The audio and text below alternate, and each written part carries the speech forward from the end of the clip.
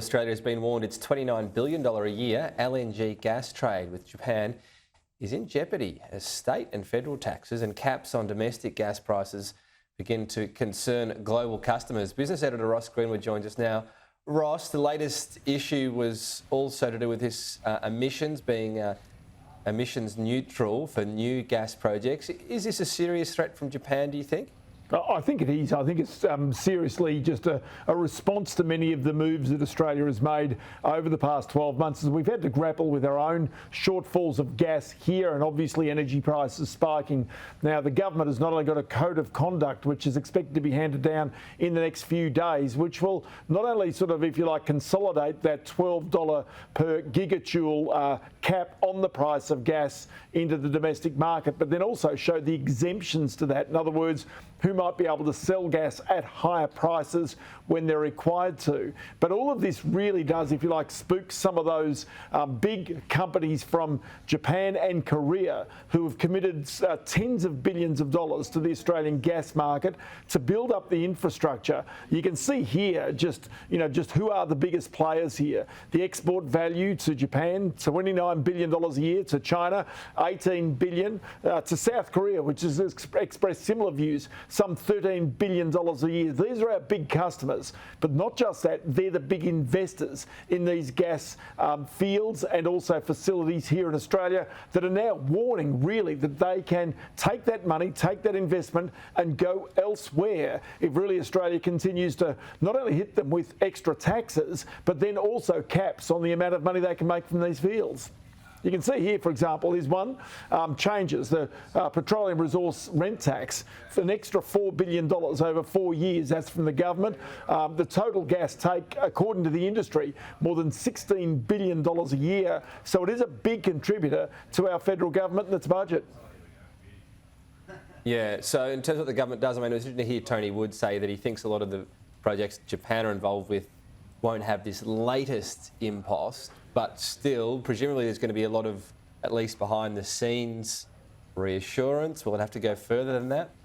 Oh, absolutely, because there's a range of projects already, giant projects worth billions of dollars that are on hold, just waiting to see what the government's moves will be, not only on the amount of gas that they want pushed into the local market, but then also the prices that they might be able to make on that, plus the taxes, both state and federal, that will come, because it's not just the federal taxes, it's state taxes and the types of sort of money that's taken out from state budgets, because they're strapped as well. So all of this is really going to play into, again, the viability of Australia's gas projects, both onshore and offshore, and then the energy transition, because gas is clearly going to be one of those key energy sources that's required to fill the gap until renewable energy can really be viable and can provide the power on a consistent basis that industry requires. That's the key. But at the moment, of course, you get the sense also that many of the Japanese and the Korean customers are just concerned that there are elements of the government that just don't want gas in the system whatsoever.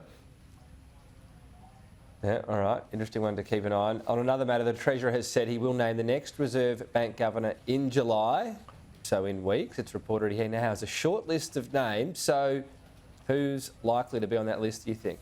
Yeah, well, we've heard a few people already mention Philip Lowe is the current governor. He's already put his hand up and said he would be available. We know Jenny Wilkinson from our colleague Trudy McIntosh. She was reporting yesterday that she is the favoured candidate, and indeed that's been our mail for some weeks now. Michelle Bullock is the current deputy, and she clearly would be considered to be a favoured candidate, as is Guy Debelle, the former deputy governor of the Reserve Bank, who stepped down to go and work with Andrew Twiggy Forrest and his Fortescue Future Industries. He's recently resigned his executive position there, remains on the board. There's David Gruen, probably less likely, who's the chief statistician, the head of the Australian Bureau of Statistics. One favoured candidate early was Stephen Kennedy, the Treasury Secretary. A lot of people suggest maybe not so, because that would open up that position in Treasury that wouldn't necessarily be easy to fill either, it would be fair to say. Yeah, so solve one problem, create another. Just finally take us through the markets today, Ross. Just very quickly, it has been a pretty rough old day on the market following a lead from the United States where they're worried about more interest rates rises. The ASX 200, you can see here, the benchmark down by 1 1/4, nearly it keeps on falling even as we go to air right now. It's been falling right throughout the day, just getting worse as the day moves on. Australian dollar 66.5 US cents. In fact, pretty much flat here on the day. And if we go forward, we can see even on the interest rates, the bonds, this is over the past week. You can see that the bond yields right now buying around 4.1%. The problem there, Tom, to be honest, is that short-term interest rates are higher than long-term interest rates, which generally signals either a very a cooling economy or indeed could be one of the pretexts for a recession into the future as well.